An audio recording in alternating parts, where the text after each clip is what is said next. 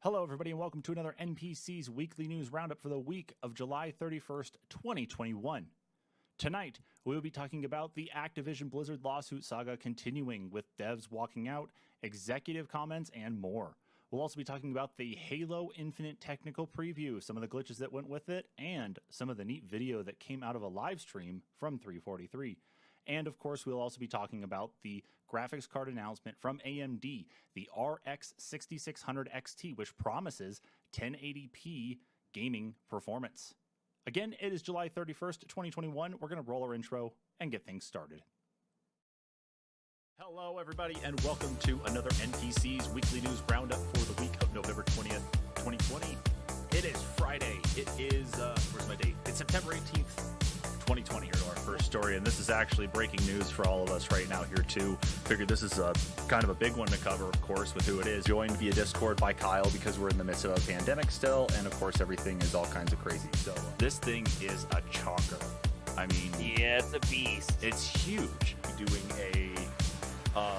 that we had the Resident Evil stuff, that they were successful with Castlevania. Welcome to another NPC's Weekly News Roundup. And it's the news time. I am joined, of course, by Kyle via Discord. Kyle, hello.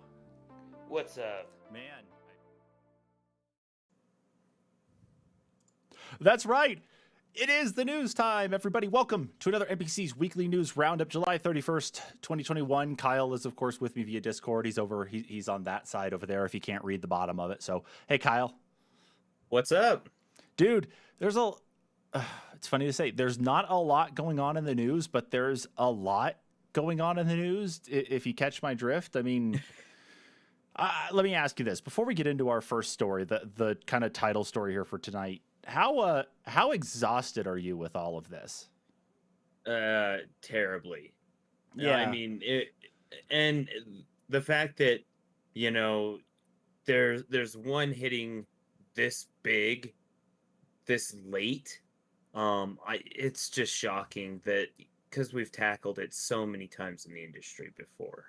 Yeah, that it just hasn't ever stopped. Yeah, it just... Oh, man, yeah. So we just better hop into it and start working from it. So, thanks to Kotaku, of course, for putting all of this together.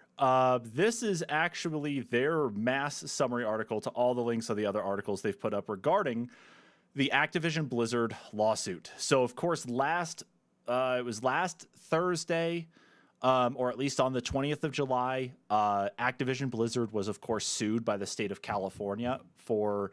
after a 2-year-long investigation by one of the state departments, of course, for like fair employment, discovered, of course, and reported out that it's basically a giant frat house within the Blizzard organization, and that there's a lot of misconduct in there aimed at the female developers, of course, not only sexual misconduct, but of course a lot of pay discrepancy, discrimination, and that. So it's really been a lot of what's driving the news this week. So I don't know really if we have any articles we want to talk about directly in any of this, Kyle. I think really kind of the updates for this week, especially, we can kind of start going through here. So I'm scrolling through here, of course, is a couple of things. So, of course, first off here, the article I've got highlighted up here right now is the guy in the picture there is J. Allen Brack. So he was originally the director for World of Warcraft, one of the head directors of World of Warcraft. And then once Mike Morhaime stepped away, he became president of Blizzard. J. Allen Brack was actually named in the lawsuit as someone who counseled and tried to get another member of the WoW team, creative director Alex Afrasiabi, after multiple reports of sexual misconduct and sexual harassment allegations against him. However, of course, nothing was ever necessarily done about it. It was more of a slap on the wrist for Alex, and he was kind of sent on his way until his mysterious kind of no big announcement type departure last year. But of course, his name is in the lawsuit, of course, is one of probably the more, what word do I want to use here? The more grossly representative God, I'm trying to think of the word I want to use here, Kyle. His actions, I think, are probably one of the more blatant out of all of them, and that he didn't hide any of the things he was doing. So J. Allen Brack, of course, released a statement. Being the president of Blizzard, he needed to say something. And I'll hop into the article here. We can kind of go over some of the statement that he said here. Let's see where the rest of it is at. He actually, I thought he had the full thing on here. God, there was a part of it here. See how organized I actually am here. He says, I personally have a lot of emotions coming out of yesterday, and I know you do too. The allegations and the hurt of current and former employees are extremely troubling. It's completely unacceptable for anyone in the company to face discrimination or harassment. It takes courage to come forward, and all claims brought to the company are investigated by an internal and, when needed, external investigators. So, of course, there's a lot of what he put out there, of course, but because he was named in the lawsuit as someone as kind of enabling it in one form or another, a current Blizzard developer actually told Kotaku here, saying, personally, I was not satisfied by it. I wanted to hear an explicit admission by leadership that we have a problem, followed by concrete steps to fix it. Instead, it felt like a bunch of empty words. And of course, there's a lot of people who have a concern about that the current leadership structure is not actually doing enough to handle this. So, of course, J. Allen Brack, of course, is under fire. We also had words from Mike Morhaime, who was the co-founder of Blizzard, and he provided his own thoughts of it. He left Blizzard in 2018 to go and kind of start up his own new thing. Dreamhaven, I believe, is the name of the studio he created. And, of course, he went on to say, I have read the full complaint against Activision Blizzard and many of the other stories. It is all very disturbing and difficult to read. I am ashamed. It feels like everything I thought I stood for has been washed away. What's worse, but even more important, real people have been harmed, and some women have had terrible experiences. I was at Blizzard for 28 years.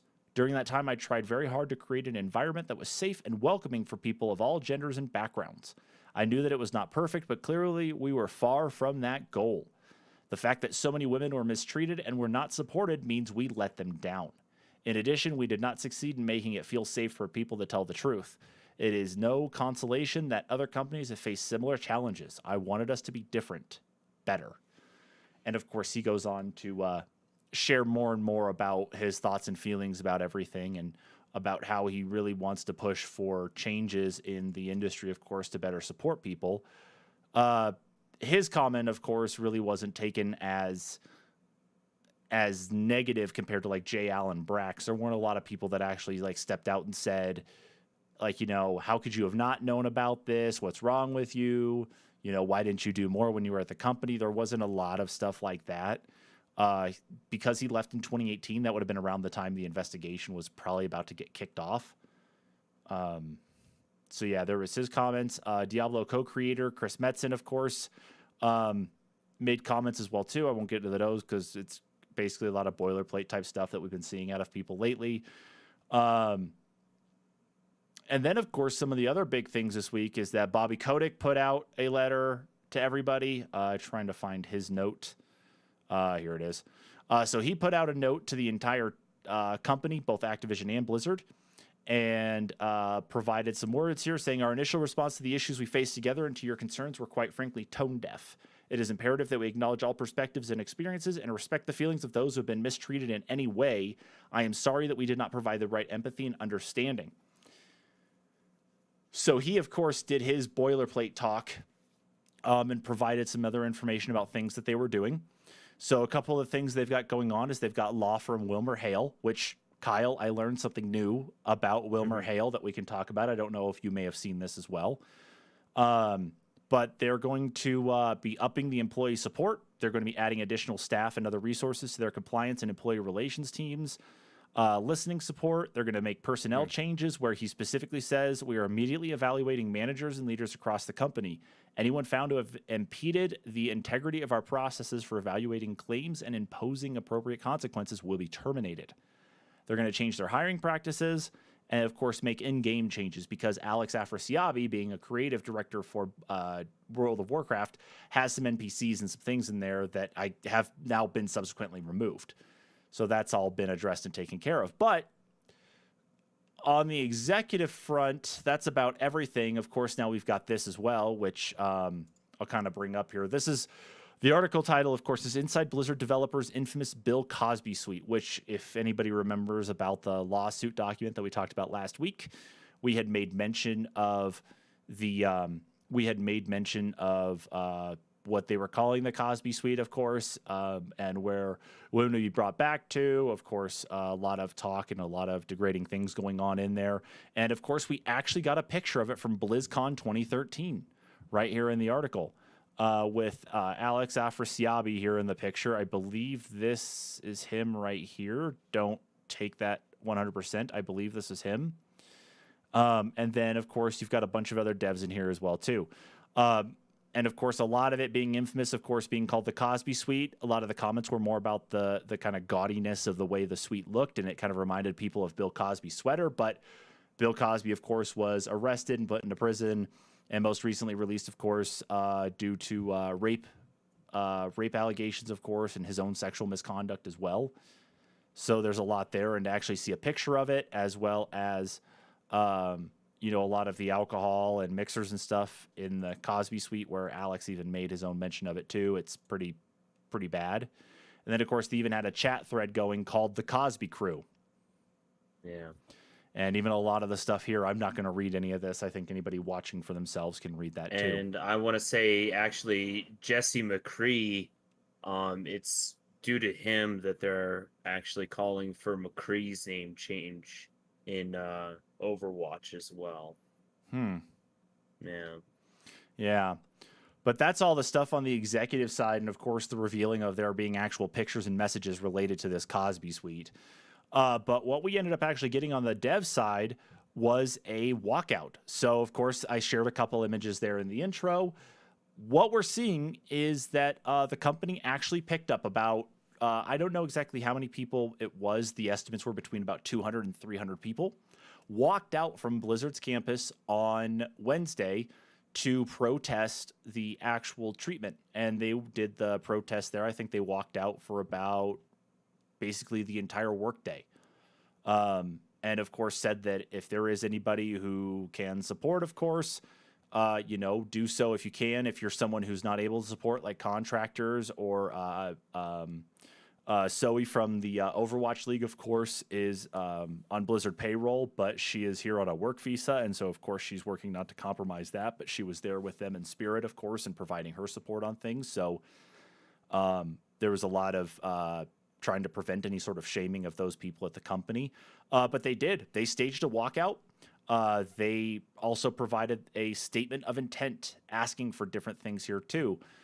So a couple of the things they asked for were end of mandatory arbitration clauses in employee contracts, adoption of recruiting, interviewing, hiring, and promotion policies designed to improve representation among employees at all levels, agreed upon by employees in a company-wide, diversity, equity, and inclusion organization. Publication of data on relative compensation, including equity grants and profit sharing, promotion rates and salary ranges for employees of all genders and ethnicities at the company, and then empower a company-wide diversity, equity, inclusion task force to hire a third party to audit ABK's reporting structure, ABK being Activision Blizzard King. So the reporting structure, HR department, and executive staff. So they're asking really not even for, this is definitely above the bare minimum here, but it's all good things to ask for. It's nothing that seems like they shouldn't be asking for it in the first place. This is all really good things to look at and focus on. But they did stage their walkout. Of course, there were the pictures that were in the intro there. They did request no video be taken there at the walkout itself, but there were news reporters out there from the local ABC station there in Los Angeles.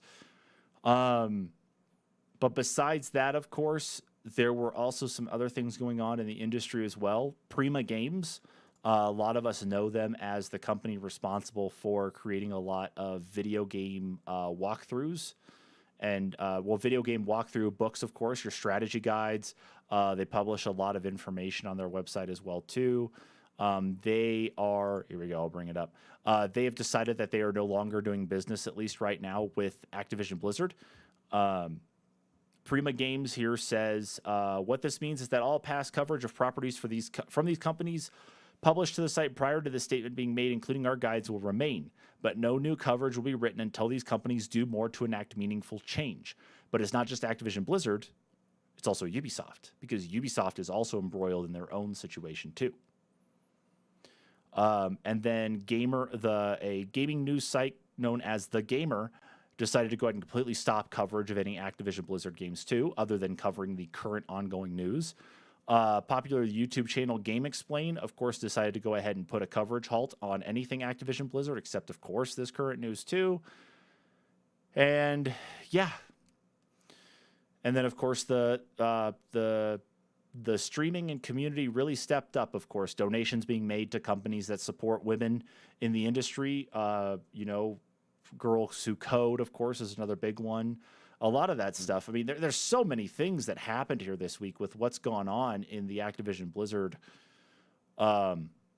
lawsuit stuff. Like, hell, even there's stuff coming up about men being sexually harassed and all this, too. You know, we always focus on the women, of course, when it comes to the sexual harassment, but there are men who can also be treated the exact same way. I mean, Kyle, like we said there, we're exhausted with all of this. It's just, It's heartbreaking. It hurts. It's tough to stay focused on anything else because of some of these things. Like, where are you sitting with all this? I was reading off a lot of stuff there, and it's just kind of rehashing for us because we've had to look through all of this the last couple of weeks. You know, what are you feeling on all of it? I'm getting to the point. It's like I'm almost numb, but like in a horrible way. Like it's just like I don't know.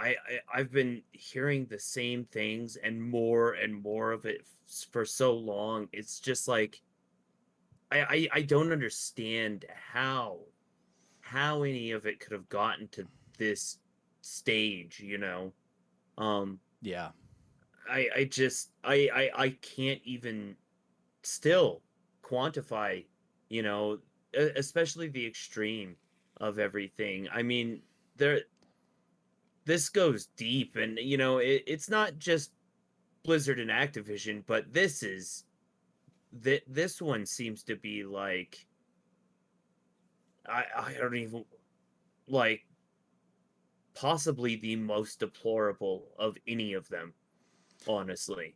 Yeah, well, I'll agree with you. It's not, and I'll clarify as well, though, too, is that it's not to say that the others are not as bad as what this one is. Like what happened at Riot, what's still going on at Ubisoft, none of that, not one bit.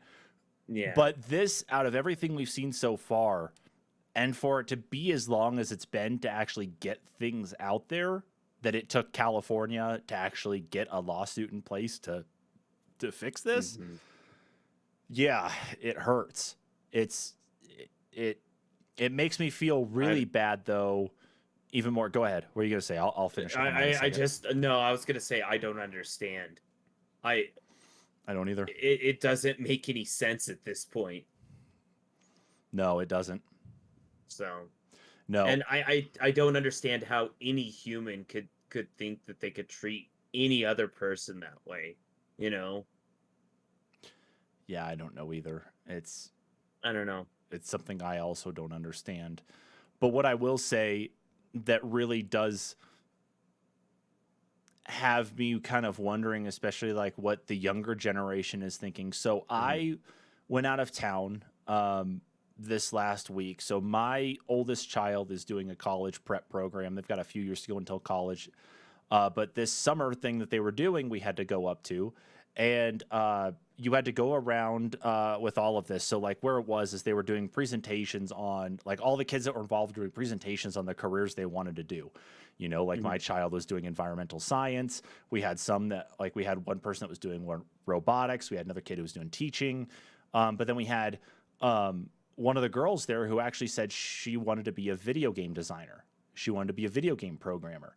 And of course, her board had all the different things that she had to go through, you know, all the different costs it was going to be to actually go through school, to be able to go through the programming classes and getting the degrees and learning about all of it.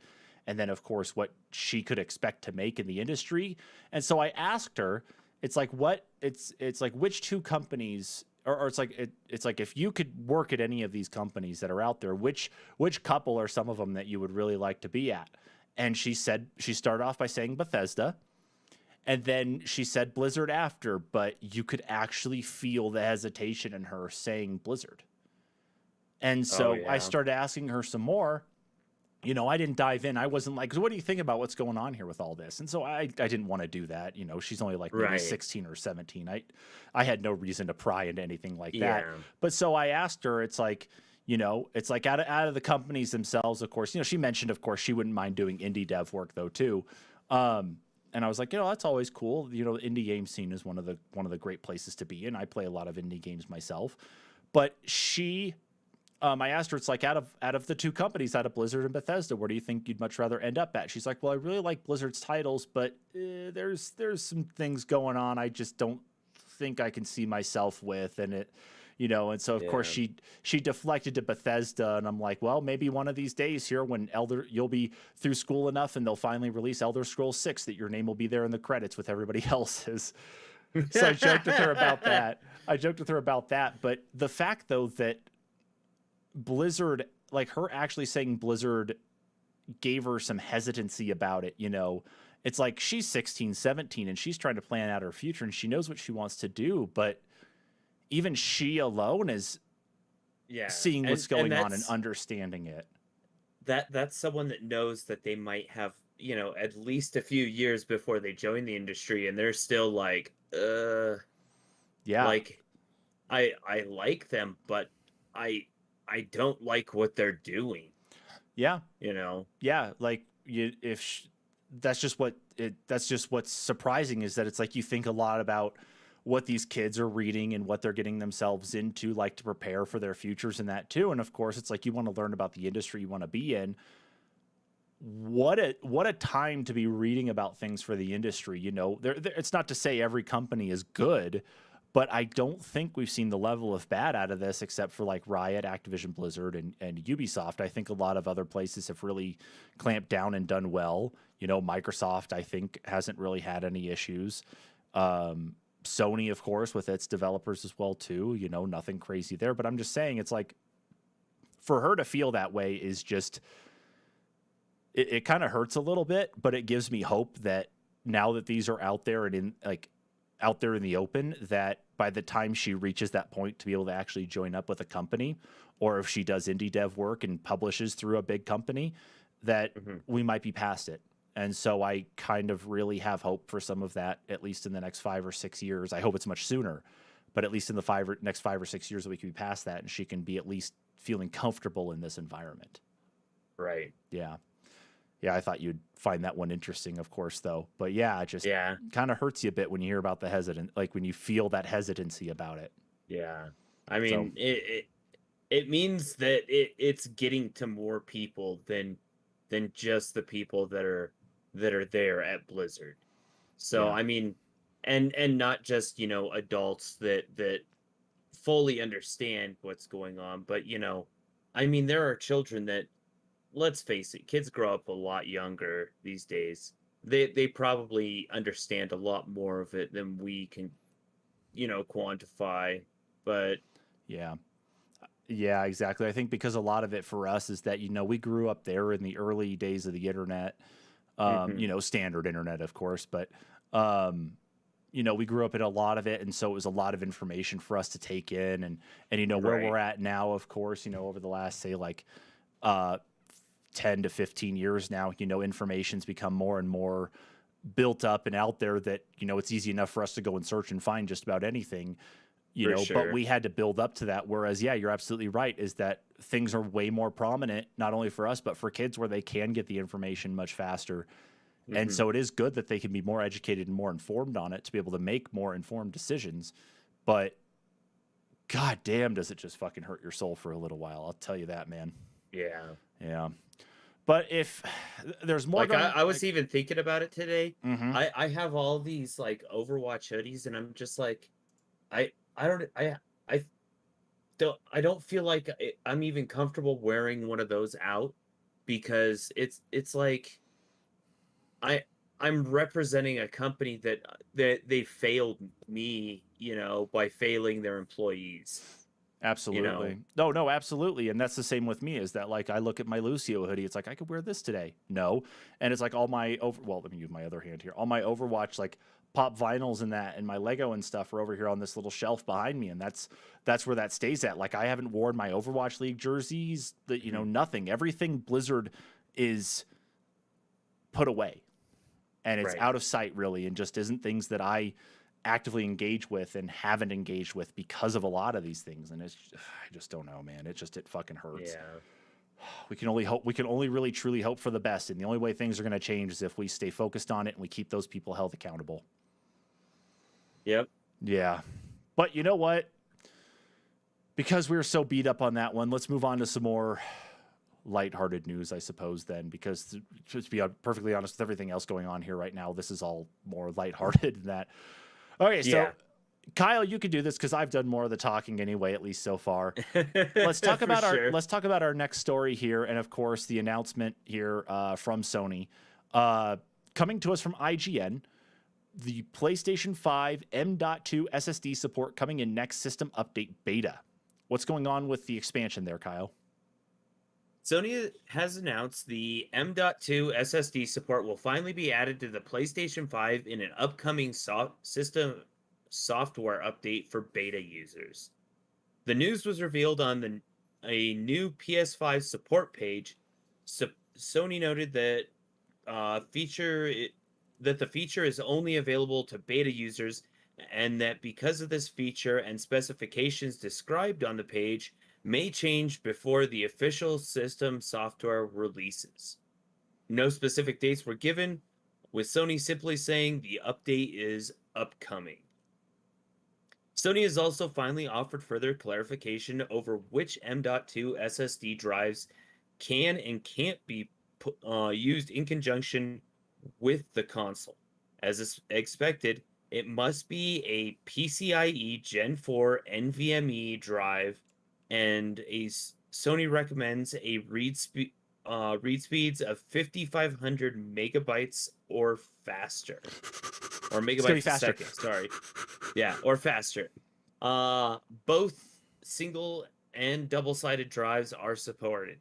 The specifications note that 25 millimeter wide drives are not supported, so be sure to purchase a M.2 drive that is 22 millimeters wide.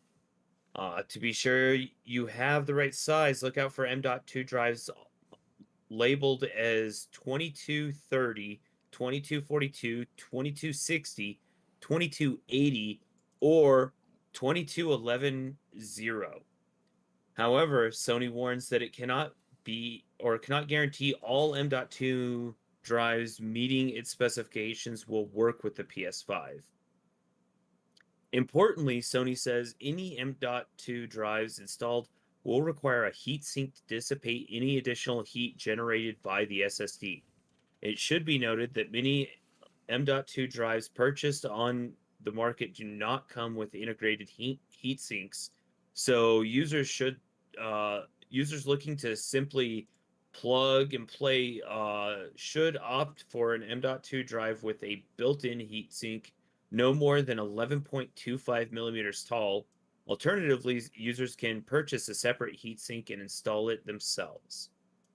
The majority of M.2 devices with the above type numbers, M key type 2230, 2242, 2260, 2280, and 22110, and without a built-in cooling structure will fit the PS5 console's SSD slot, Sony says. It does note to pay careful attention to the size of the heatsink, though, provided the overall size of the M.2 drive is smaller than the tolerance of 110 millimeters length by 25 millimeters width by 11.25 millimeters high. And that should fit fine.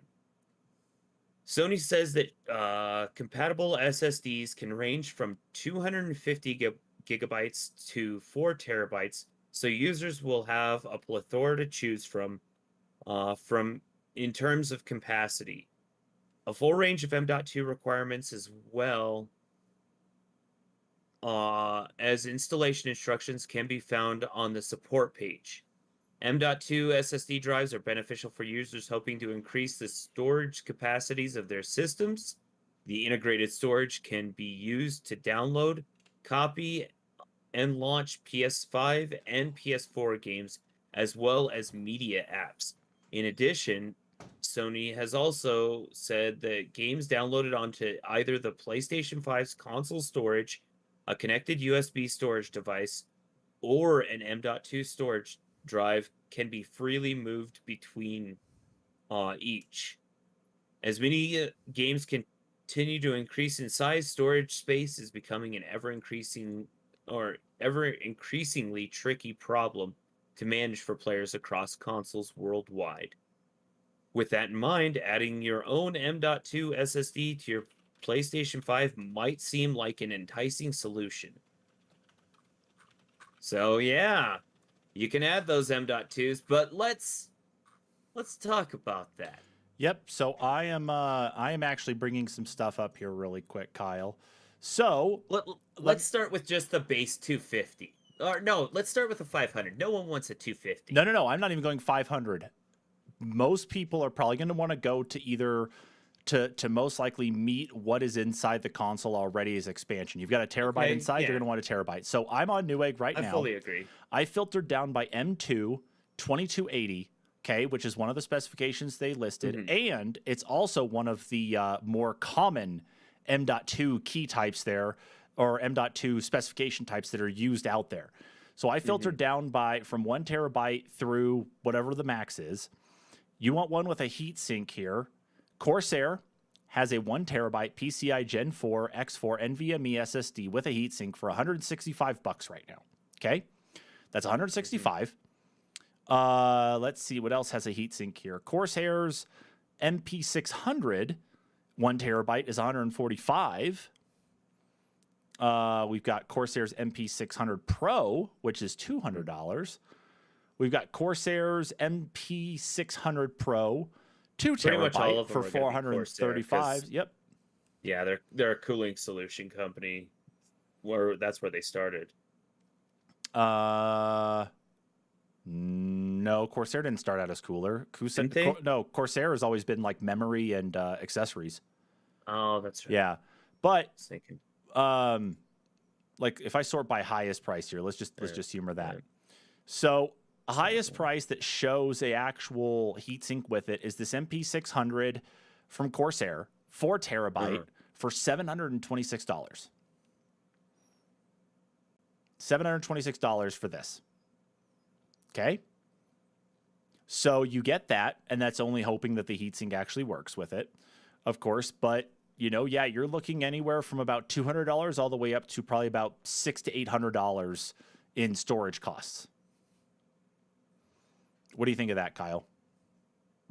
I mean, if you're gonna get storage, you're probably gonna go for one of the biggest. If you're really big into games, so you're spending twice the console on your storage.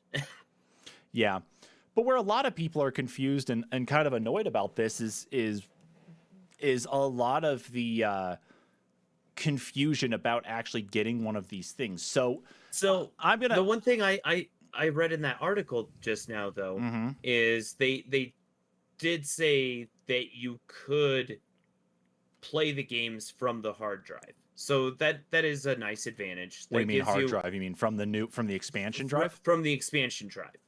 Yeah, that's why they're doing it at the prices that they've been doing. That's why they've been selling it at the prices that they've got it at that's God damn it. I mixed up my words. I got myself so like far ahead in time that I just messed myself up. No, that's why they're saying you need to get it with these specifications, that it needs to be the PCI Gen 4 X4 NVMe SSD, because that same style of chipset is what is soldered on to the motherboard in the PS5 right now. And by meeting that same specification with an expandable install yourself M.2, you're going to be able to go ahead and read and write at the exact same speeds that the soldered on storage is going to handle. So you're basically meeting it, you're just throwing in another one. But the problem that we have here, and you think Sony would have started working on this by now, because it's like it shouldn't have been like this. Right. The PC manufacturers out there for their motherboards, and the processors, of course, that go on those motherboards, provide what's known as a QVL list, a qualified vendor list. They do that for memory, okay? And with that memory list, they actually say, we have tested and can confirm these memory modules work and don't have any issues with our motherboard when using this processor, okay? And they will say, you can go buy, like say two sticks of 8 gigs each of G.Skill Trident Z RGB, as long as it meets this, and this is the product number. Okay, they actually give you the SKU of the product to go and look. They do that. It's like, why couldn't Sony do something like this? It's not like they didn't have the time for someone to sit there with some alpha software. They buy up a whole bunch of M.2 SSDs and just start testing to see what happens, because I'm sure they could unlock something developer on here to actually test read and write speeds to say, yes, we know these ones work. We know this works. We know that to meet these specifications, here's a list of 30 that work. Why couldn't they have done that? They have the time. They have the company to do it. Why couldn't they just do it? Come on, Sony. But would you stick with 1 terabyte? If you're going to expand, would you stick with 1 terabyte on yours?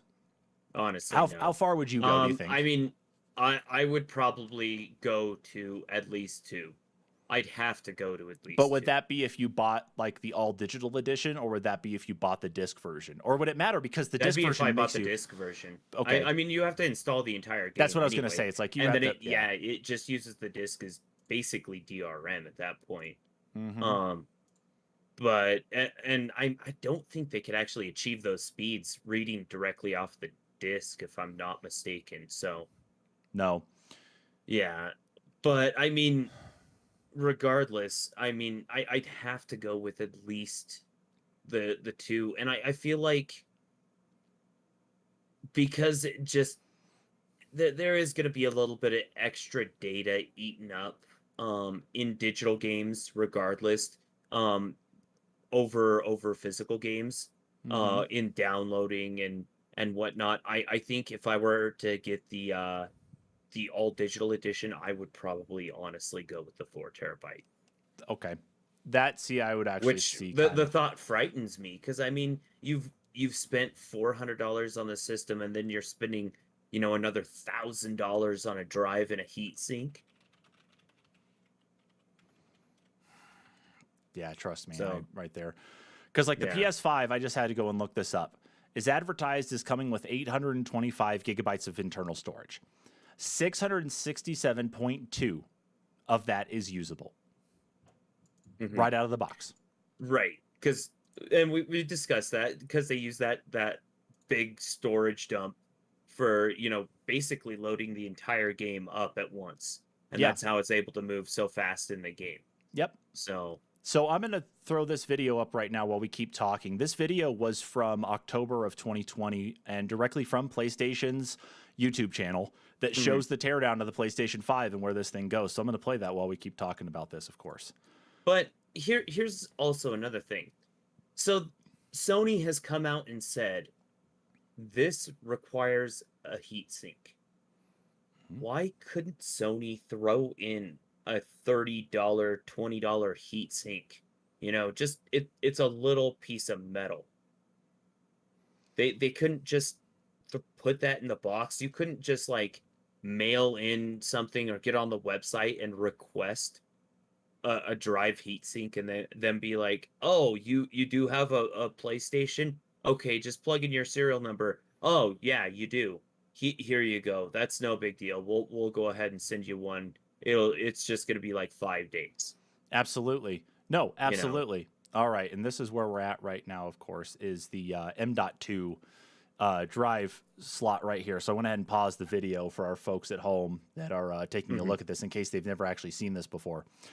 This right here is the drive slot located underneath. You actually have to pull off one of the side panels to be able to access this, and then there's another panel for you to take off. It's got standoff screw points in there where your M.2 SSD will actually come with a standoff screw in the package. You put that in there, you slot in your M.2, you can screw it down to hold it in place, and then you're set and ready to go. But you are right, Kyle. Why couldn't they have packaged a heatsink in with this? Because if you actually look at the case around this, at least based on this view, there's no airflow in any of this whatsoever. It doesn't look like there's any air that even gets to this. So you are relying on that heatsink actually keeping that chipset cool. There might be gaps in between those fins on the left-hand side, but other than that, I can't see there being enough airflow in there to actually cool a drive, especially those small chips, especially if you're reading off of them constantly at high speed or at the max speed that they can read and write to, they're going to heat up real quick. Yep. And yeah, I mean, it also boggles me that Sony didn't package the heat sink in when they made it so convenient, quote unquote, for you to store the stand screw. Yeah, you would really think so, huh? That they would have been nice enough to actually have included all of it. Yeah. So I got away from the video there. But one of the things I was trying to pause on there for people to see, though, too, was that it is true. Like, as soon as he was pulling the case off of the top of the main board there to start showing it off, you could actually see that the plastic surrounded the thing all the way through. So, yeah, heat dissipation is going to be all in that heatsink. And I don't know exactly how hot things are going to get. I mean, we talked about the news where one of Kotaku's reviewers was testing out the Series X and the expansion card, the one that's made by Seagate for that, which comes in a 1 terabyte package, and that it got extremely hot because it also acts as a heatsink. How is this going to be? How many people are going to melt the plastic around the inside, even with that heatsink on there? That's kind of what I'm curious on. Somewhere. What's the shell gonna look like? Because I have a feeling you're gonna get these shells that have this like weird wave just in that one spot, and it'll be just or you're gonna go 20 millimeters wide, or you're gonna try to figure out wide enough. Or you're going to try to figure out what's going on with your PlayStation 5, and you're going to go to peel it off, and it's going to look like you pulling apart like a melted marshmallow off of a s'more, where it just pulls away and you just see like the plastic strings and that attached to where it is. Trust me, that's part of my concern with it too. But that's exactly why. It's like they didn't plan on the cooling for this thing. So it's like, okay, you have to have a heatsink. Okay, cool. Yeah. That's great. We'll get a heatsink. That's no problem. Okay, you got to make sure it fits in this. Well, that's going to be a little bit more fun to do. At least we know, like Western Digital with their black ones, they've already confirmed that their heat sinks will fit, no problem. So that's cool. At least theirs all comes together. But then it's like you have no airflow over the top of it. What the fuck? I just had another thought too. So you had that original company that before the PlayStation even launched, they were going to come out with shells, and then Sony sued them. But now everyone's got shells. AliExpress has sold shell plans to everyone, and they can make their own shells. And I'm pretty sure you could probably go to GameStop and buy shells for the outside of the PlayStation. What's it going to do to these third-party shells that aren't rated for the heat that the original shell may have been rated for? Mm-hmm. They're just the lower grade plastic, Mm-hmm. Yeah. Ooh, that's gonna be a big thing. It's no one's fault but your own at that point, because if you try and send it away for a manufacturer like refurbishment or something, they're gonna charge you out the butt for it because you use non-OEM parts on your system.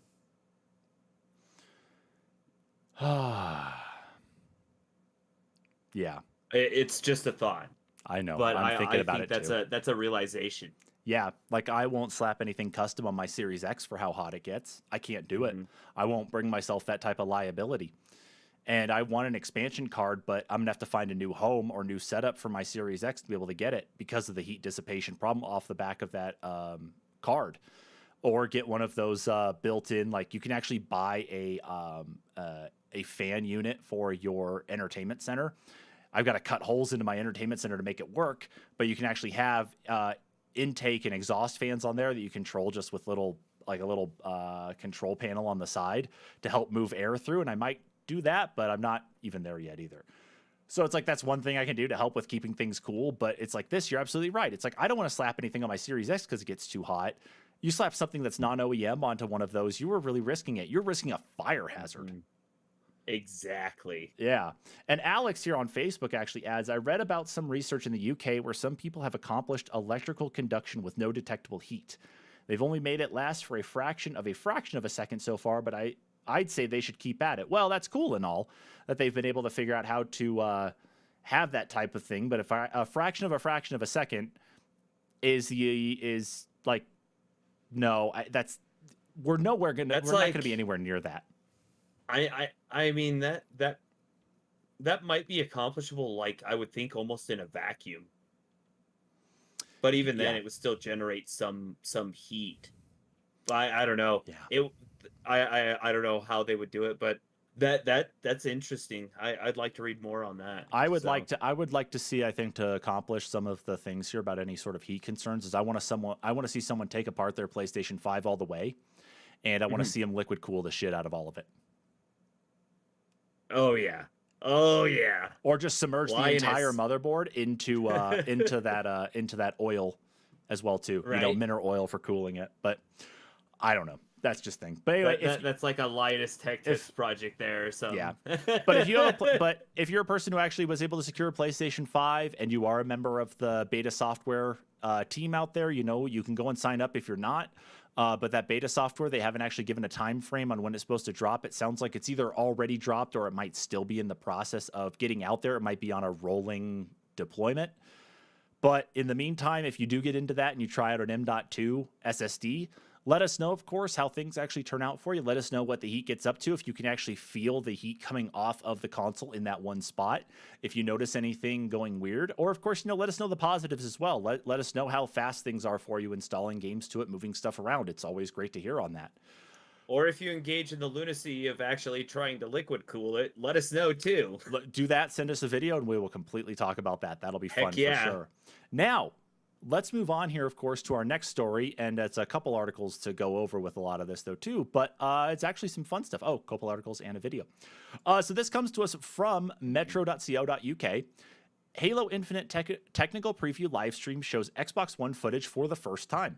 And yes, that's right, I didn't stutter. Xbox One footage. Microsoft has offered a new look at the multiplayer mode from Halo Infinite, including the game running on an Xbox One. Last year's reveal of Halo Infinite's story campaign was an unmitigated disaster, forcing the game to be delayed until this Christmas and making a meme out of its graphics. But everything that's so far been seen of the multiplayer is looking very good, and that includes Wednesday night's technical preview. The new look at the game is in advance of a limited hands-on demo this weekend and includes one thing we've never seen before: confirmed footage of the Xbox One version. Although many fans have been against it from the start, Halo Infinite is still a cross-gen game, and the footage shows 3 minutes of a Slayer match that still manages to look very impressive.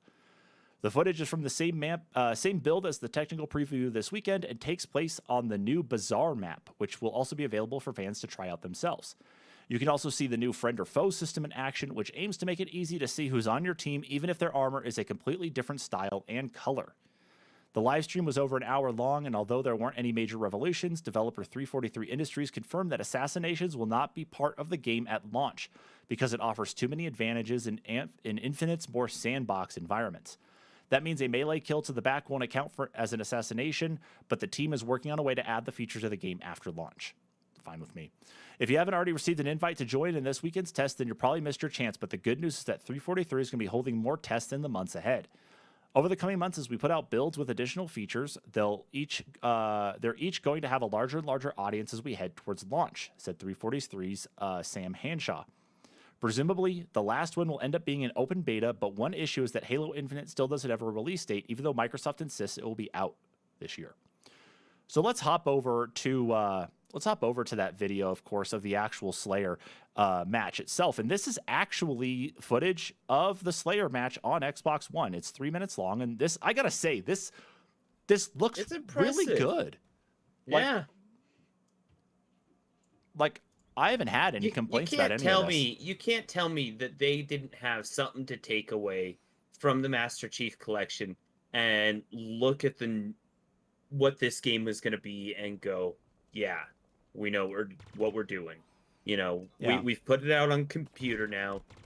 We know what the capabilities are fully to, you know, bridge from the, big chungus VCR, Xbox, all the way to the Series X. So Mm-hmm. let's make it happen. Yeah, I 100% agree that like, and they even said it in the live stream. I watched a good chunk of the live stream. They even Oh, said so it did that I. Yeah. they said in there that they put so much emphasis in making sure that the Xbox One version of this game was going to be as solid as it was. That they put emphasis, of course, in testing across the board, Xbox Series, Xbox One, and PC. But they put Hmm. a lot of work into making sure that this was going to run well on Xbox One, and I applaud them for that, because I think to Yeah. make Infinite one of those titles that's going to be specific to the Xbox Series X would have been nice, but I think that it does a disservice to people out there, especially because there's a lot with this game, and of course the lack of being able to get hands on a Series X or even a Series S right now at normal MSRP. Hmm. I Or think this is going to be a big thing. even an Xbox One for that matter. I mean, True. it's getting hard to get just an Xbox One. True. So, Absolutely. Like an Xbox One S, I was talking with one of the guys I work with, and he's like, "Do you know how much Xbox One S's are going for?" And I'm like, "I haven't really looked." He's like, "I could sell one and buy another Series S if I wanted to," because yeah. he picked himself up a Series S. And I'm like, "Yeah, I don't doubt it," because I was explaining to him about the what Microsoft is doing in the game streaming front, and how you'll be able Right. to play Series S and X games on the Xbox One platforms, Hmm. through the game streaming service itself. It's like, that's cool. That's a good way to bring them in until the actual console stuff, the console becomes more available and the chip shortage really kind of resolves itself. You're not fighting against your core player base, I which is mean, good. it's good though that Microsoft realized, the consoles at this point are basically PCs anyway. Mm-hmm. And you think about it, look at Counter-Strike. Counter-Strike has been going strong for what, 20 years now or something like that. Mm-hmm. It's a long time. But, even people with like smoking fast computers right now love to play Counter-Strike. That's how a lot of people play it competitively. But you can buy a piece of crap right now. And guess what? I can play Counter-Strike on it. Absolutely. So why should it be any different for a good shooter on console? So No, you're I don't absolutely know. right. It, and other companies have done it too. But I think this is going to be an extreme showing of what a company is capable of when they really put the work and polish on a game to bridge that gap. I mean, we've really only seen it like this before with like Valve. We have. You're absolutely right. Yeah. Hmm. But I mean, you do see it a lot with like other competitive games. You think about like your Riot games. They're very similar. I mean, Mm-hmm. League of Legends has been popular the same way, so I can't discredit that. Yeah, and League But of Legends isn't Counter Strike limited has to. just been around longer. Oh yeah, and League of Legends isn't limited to the PC you're on either. You can have a Right. junk PC, and as long as you're still getting like 30 to 60 frames per second, you're in a decent spot. Exactly. Mm-hmm. Exactly. Yeah. So it's like there are ways to do it, and they're understanding it, and that Microsoft, at least, or 343, excuse me, is putting out the effort to make sure that Xbox One is a solid experience. Means that you're going to Mhm. have more people be able to play. The lobbies are going to fill up quick. You're going to have great times playing this game, and for any of those neat little enhancements to things, the lighting, the graphics quality, you're going to see better results on that for PC, like your higher end PCs, and of course your series consoles. So, it's not Right. saying that everybody's going to miss out on stuff. The core gameplay will be there, but every other little enhancement is going to be higher up in the food chain. So, fun, huh? Oh yeah. Well, Totes. yeah. Well, the follow up on that, of course, it necessarily hasn't been fun specifically for 343 themselves. So let me talk about this one here, Kyle. And then we can move on to the next story here, of course. And this story comes to us from Windows Central, still about Halo Infinite technical preview. Halo Infinite beta release delayed as Microsoft tackles server issues. The first Halo Infinite technical preview is slated for an imminent launch with an invite-only multiplayer test scheduled through August 1st, which would be tomorrow. The 4-day trial aims to provide developer 343 Industries with large-scale testing among the public, while doubling as the first hands-on opportunity for eager fans ahead of the title's launch later this year. While the studio has kept the Halo Infinite beta start time intentionally vague, server issues have now seemingly put its rollout on hold. The Halo Infinite beta aims to deliver a sample of its online experience with 3 multiplayer maps on the docket, dedicated shooting range-style weapon drills, and ancillary systems like a small-scale Battle Pass beta. While scheduled to kick off on July 29th, the studio stopped short of a formal release time, implying a global release sometime after 12 p.m. Pacific time. With the Halo Infinite beta still yet to go live, 343 Industries community director Brian Gerard has provided additional context about the approach to the rollout. As we are all eager and increasingly impatient, just a friendly PSA that this is a technical test at a scale unlike anything we have done to date, Gerard stated on Twitter. Driven by production, not a game launch. Things are proceeding, but there are many steps to navigate. At this exact moment, the team is working through an issue that required rebuilding, redeploying, re-verifying dedicated servers. This takes time, and then, if it's looking good, we are hopefully a go. Would definitely be worse if we released and then found this out. More to come, Gerard said in a later tweet. The ongoing issues are to be expected as the first public flight available for Halo Infinite. The upcoming shooter is among the most anticipated releases of 2021, with many players excluded from initial testing due to the high demand. Recent comments from Gerard echo past statements from 343 Industries warning of more hiccups than your traditional polished beta before launch. So the update to this article, of course, I was actually following along with all of his tweets, though, anyway. But yeah, so 343 Industries community director Brian Gerard has issued further updates on the Halo Infinite technical preview rollout. The studio has warned that ongoing server holdups remain at large, with its initial fix failing to correct the issue. The initial fix for the issue didn't work as expected. After further investigation, a new approach was implemented and is being tested. Unsure if it will require another full redeployment, awaiting test pass completion, Gerard stated on Twitter. The Halo Infinite, they missed some words here. The technical preview has now been delayed beyond the initially planned afternoon target, with expectations of evening availability for the Seattle-based studio. The team continues to issue updates as preparations continue. We are proceeding with a full global server redeploy as part of this fix, which will take time, Gerard stated in a follow-up tweet. As soon as we get US West online, we can start prelim testing there in parallel. Team is working nonstop as fast as they can. Our afternoon Pacific time target is pushing into evening. So if I understand it properly, I think he got it fixed. I think everything has been addressed now. I'm on his Twitter right now. Let me take a look. Looks like they are reporting issues about stuttering on PC after today's update. They're taking a look into exactly what's going on with it. So it looks like they did get things rolling and did get some things fixed. But at the end of it all, they are still having some stutter issues. But what I will say is that I applaud 343 and I applaud Brian Gerard for staying as vocal and as informative as possible with what's been going on. I really do applaud him for that, because he has made it clear to everybody who's involved with this that they are, that they are working as hard as they can. They are identifying the issues before they hand it off to people. And that's what they did. They made it very clear. And they even have like a stat here from Halo itself on Twitter that says, collectively, you slayed over 6 million bots during the second day of Halo Infinite's technical preview. Wow. 6 million bots is what's been taken down so far. Let me see if people are going hard. Let me see if they've got any more information here.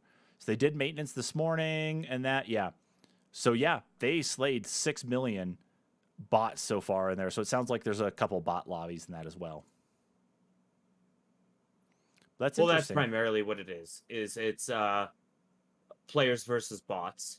Mm-hmm. Which is perfectly fine. I mean, it's a good way to still test it out. But man, the fact though that right now I think they're just testing latency to the server more than anything. Mm-hmm. So more likely than not, absolutely.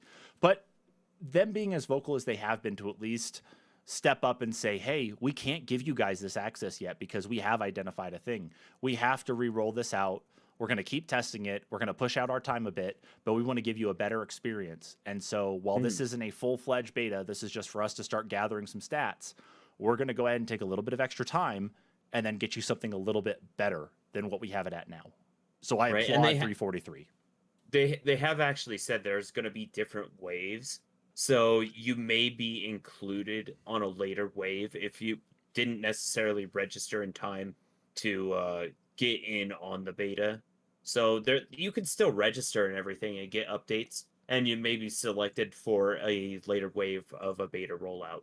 So, yep, and I got to go sign up for Halo Waypoint or Halo Insider as well, so I can get in on the next beta. That's basically what it is. Is you sign it up. Make sure you verify your email.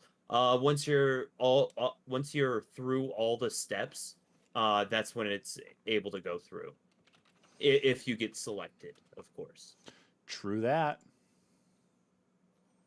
I'll have to see what I can do to sign up for that because I really want to try out some Halo Infinite multiplayer. Let you guys know how it goes. But, of course, in all the good news about new games, of course, that are coming up, we also have a new game that was supposed to be coming up but has been pushed out. And Kyle's going to talk to us about this one from PC Gamer. Horizon Forbidden West reportedly delayed into 2022. Kyle, what happened with the game? Why is it delayed? Horizon Forbidden West has not yet been announced for PC, but we're confident it's going to happen. Eventually, anyway. Sony has made no secret of its commitment to bringing first-party games our way, including Death Stranding, Days Gone, and Forbidden West's predecessor, Horizon Zero Dawn. Even the famously PlayStation exclusive Uncharted is apparently heading to PC at some point, which is why it's worth nothing that the PlayStation release of Forbidden West has reportedly been delayed into early 2022, inevitably pushing the PC arrival even further off. A rumor of the delay first surfaced earlier this week when Jeff Grubb said during his Giant Bomb program via Games Radar that Sony was leaning toward delaying the game until next year, although as he understood it, the matter hadn't actually been settled. According to Bloomberg, posted Tuesday, however, the decision has not now been made, and Horizon Forbidden West has indeed been delayed. The delay has the potential to make 2022, which is already turning into a monster year for PC gaming, to be even bigger. It was set to be a memorable one based on planned releases alone, with new games like Starfield, Stalker 2, Elden Ring, and Baldur's Gate 3, but a slew of delays have pumped it up pumped it up. It's probably supposed to be even further. Yeah. Ghostwire Tokyo, Rainbow Six Extraction, Gotham Knights, Hogwarts Legacy, Sifu, Lord of the Rings, Golem, Kerbal Space Program 2, Stray, and more have all been pushed out of 2021. The delay hasn't been officially confirmed at this point, and even if or when it is, it doesn't necessarily mean we'll see Horizon Forbidden West on PC in 2022. As with Horizon Zero Dawn, which launched on PC 3 years after its original PS4 release, Forbidden West could be years down the road. In June, PlayStation's studio boss Herman Holst said that interest in the PC notwithstanding, Sony would continue prioritizing its own console. Releasing games on its PC will not come ever at the expense of building an exciting lineup of great console games. But Horizon Forbidden West is not a PlayStation 5 exclusive. It's also coming to the PS4, which perhaps optimistically could mean that relatively not too far off PC release is in the works too. And then PC did reach out to Guerrilla Games, but haven't received a reply. So we're kind of left with that, unfortunately. We are, and are you really shocked though that we've got another game, especially as high profile like that, being delayed this year? No, I mean, I feel like any high profile, especially if it's the upper echelon of the AAA titles, because let's face it, there is like an upper echelon. Like Call of Duty, it's like at the bottom of the barrel AAA titles for me anyway. They release it like every year. It makes it to AAA title, but I mean, it's not like your big Horizon. It's not a Ratchet and Clank. It's not a Halo. At least not for me. True. But yeah, no. If anything is going to be super high profile, it's going to get delayed. They don't want to repeat a Cyberpunk. I think that's ultimately what it comes down to, is they're not going to repeat a Cyberpunk. And I wonder if a lot of companies have been learning that it's like we saw the popularity of what Cyberpunk was building up to it, and then it released as a big old steaming pile of garbage. What happens if we do the same? And I think a lot of people are seeing that as like a lesson learned, like, let's give ourselves more time.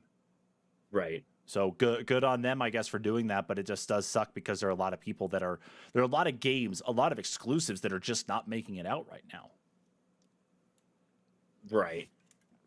But it's not like there isn't a desert of games that you can't play. There's a lot of stuff you can play right now. Oh yeah, tons. And I mean, there's a lot of indie games that are launching all the time. I mean, I of course carry a flag for Devolver, but they release such good games, especially as of late. I mean, they just released Death's Door, and it's blowing up. I haven't purchased it yet, but it's one that's definitely on my list. I'm all about Mass Effect right now, so I can't do anything. Yeah, get that game done so that way you can move on to other things, Kyle. Come on. I'm like I think like 3/5 of the way through. You're almost there. Of 2. You're almost there. I believe in you. Yeah, I suppose. I know. I'll pick it up again at some point here soon too. Trust me. I know. Trust me. You don't need to say it. I can feel the judgment. I can feel it coming through the internet here right now. I did not download judgment and grief from you. Okay. Jeez. Okay. Jeez. How do I kill this download here? Okay. Anyway, let's wrap up the news this week of course it's something neat for PC gamers, but at the same time it kind of makes you wonder if you're even going to be able to get your hands on this thing here. So this is our last story for tonight from Engadget. AMD's Radeon RX 6600 XT is its next flagship 1080p GPU. With 9.6 teraflops of RDNA 2 performance, it should be able to handle 1440p gaming too. After making a return to the mid-range with its RX 6700 XT GPU, AMD has launched its 1080p flagship, the RX 6600 XT. A successor to the excellent and popular RX 5600 XT card, the new model has considerably more power on tap with 9.6 teraflops of RDNA 2 performance compared to 7.19 teraflops for the last model. Not only that, but it offers 8 gigabytes of GDDR6 RAM compared to 6 gigabytes for its predecessor. In fact, the RX 6600 XT seems to deliver about the same amount of performance as the RX 5700 XT, which is what I have, at 9.75 teraflops, and just slightly less than the GPU in the PS5, at least on paper. Since the RX 5700 XT was offered as a 1440p capable card and the PS5 can handle 4K, it doesn't seem a stretch to say that the new model will at least be decent in 1440p gaming. However, AMD is marketing this card as a new standard for 1080p, saying that it has up to 1.7 times uplift over last generation games like Doom Eternal for 1080p gaming. AMD noted that around 2/3 of monitors shipped are still 1080p, so that's still the norm for PC gaming. Other specs include 32 compute units compared to 40 on the RX 6700 XT, a 2,359 MHz game clock, and 160 watt power consumption with a single 8-pin power connector. Thank God for just the single 8-pin. AMD also touts custom features like Radeon Boost for higher frame rates and Radeon Anti-Lag for improved latency. The main features with the 6000 series GPUs, however, is ray tracing. The feature allows for higher resolutions, 1440p and 4K, while still maintaining decent frame rates, allowing for more realistic images. Don't expect too much from the RX 6600 XT, however, as the RX 6700 XT struggled in ray tracing tests compared to NVIDIA rivals in Engadget's review, and the RX 6600 XT has lower specs all around. Still, it looks pretty impressive otherwise for a budget 1080p card. We'll soon see a raft of 6600 XT models from Asus, Gigabyte, MSI, ASRock, and others, with MSRP starting at $379 and shipping set for August 11th. Take it as a miracle if you get one at that price, though. The RX 5600 XT has a suggested retail price of $300, but street prices were often double to that and more thanks to crypto mining and the global GPU shortage. I mean, good on you, AMD. I feel like this is almost like a paper launch more than anything. I don't actually think we're going to see any physical stock of these things on the 11th in the first place. But, like, it's cool that AMD is still pushing ahead, and they made comparisons that this is basically competing against the RTX 3060. But I kind of feel a little bit kind of kicked in the head that this 6600 XT is just as powerful as my 5700 XT. Yeah. Kind of hurts a little bit because my 5700 XT was like flagship, like early to mid last year. And now it's like, you're just not there anymore, dude. It's like, man, makes me sad, Kyle. I need to build another PC. Well, I think you need to upgrade your processor first. Shut up. I know. I see it right behind you, and I'm going to take care of it. I promise. I'm trying everything I can to take care of it, damn it. Dude, yeah, it's just right there, man. Just right there. I know. I see it, and it's teasing me. It's tearing me apart. But it's good that at least that we're still seeing things come out, but because the semiconductor shortage is still hitting everything, GPUs are still hard to come by. I just don't know. Like, I was shocked. I was in Best Buy a few weeks ago and actually saw two RX 6900 XTs on the shelf. Brand new in box 6900 XTs.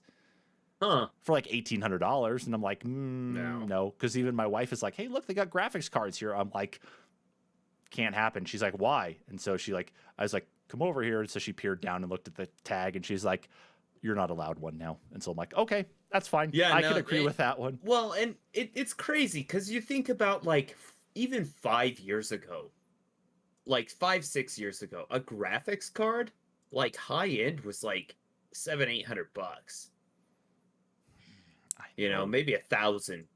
And that was like super high end. The way I see it is that it's like smartphones. Like, look at the premium that we see put on things like the Galaxy Fold, that's true. That's true. Moto Razr, the Z Flip, and the Galaxy Fold. They're both like $2,200 and $2,400. Even outside phones. of that, like, look at the premiums on like on iPhone 12 Pros and that, and Pro Maxes and everything. It's like you're paying so much for these phones. My phone might actually still be a $1,400 phone.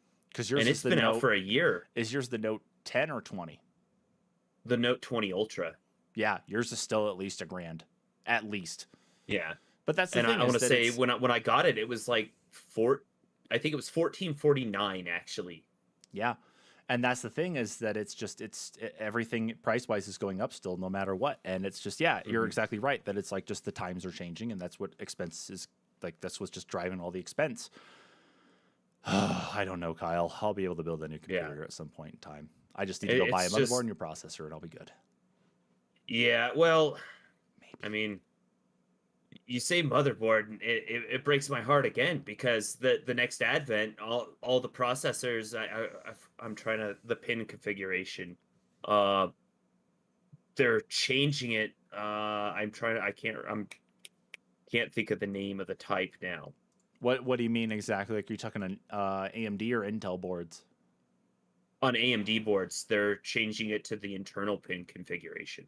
Yeah. So the current pin setup is called AM4, and it's they're going to an LGA socket is what they're doing instead of the current. I can't remember the name of the actual pin socket type, but I know the type number right now is AM4.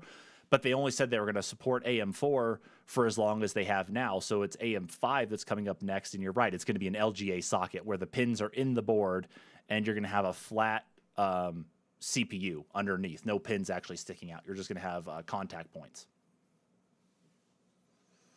Does it make it any less it's dangerous? a ball grid array and a pin grid array.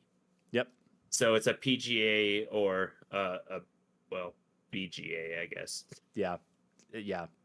LGA is what or LGA, I think. Yeah. Something like layer grid array or something like that. Or yeah. grid, No, I think you're that land grid array. That's right. Yeah. You're absolutely right. Yeah. But anyway, yeah. But no, they're planning on changing that because they're just more stable. I mean, you don't have to worry about bumping pins and screwing up a whole sector of the friggin' processor, or for that matter, junking it. If you break off the lead or the trace, I mean. Yeah. Because if that trace is gone, then there's no putting that back on, and it's a bitch anyway. It is. Go look up some Linus Tech Tips videos, folks, if you don't believe us, where they actually try to solder pins back on. That's not fun. I mean, you can. Yeah. But you don't want to. You don't want to have to. No. It's terrible. No, you don't want that at all. So, absolutely. Yeah. Yeah. But anyway, again, even in the grand scheme of technology, at least that we're still seeing some good stuff come out here. They've researched the market and say 1080p is still being used extensively. Let's focus on that and give that added bonus. Like you go with a 1440p monitor, let's give you 1440p potential. Right. Which I can tell you with my 5700 XT, the screen I'm looking at here right now that my camera's sitting on is a 1440p monitor. So, and it runs well for games. Like I could pull originally in Warzone like 90 to 100 frames per second.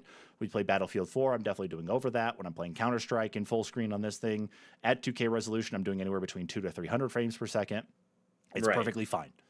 So yes, if this is going to be close to what I have in my system, it should be just fine. But yeah. Anyway, that's it. We're done. Wow. That was the news. I know that was it.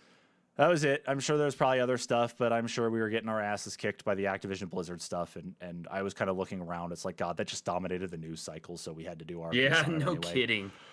Oh, so with that is the end of our news recap for this week. If you liked hanging out with us, watching the news here, of course, us talking about it, us providing our insights on it, it really helps us out when you follow along with it as well, too. So please make sure if you're watching us on YouTube to hit that subscribe button and notification bell so you know when we go live or put other content up. If you're watching us on Facebook, make sure to hit that like button so you do know when we put content up as well. Anytime we go live, you will be notified. Of course, one of the major things we do here is our podcast, the NPCs podcast and the NPCs Discuss. You can find both podcasts over on our anchor.fm page, anchor.fm/the-npcs-podcast. This last week, we talked about live service games, things like Warframe, Destiny, Fortnite, Apex Legends, all that type of stuff in our NPCs Discuss. This week, we do have a standard NPCs podcast coming up, talking about the games we've been playing. And of course, this week for our topic, we will be talking about cheating and hacking in video games, past, present, and future.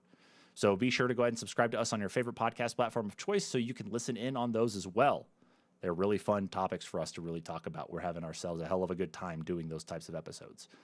In the meantime, of course, everybody, thank you so much for tuning in. We will catch you guys all next week.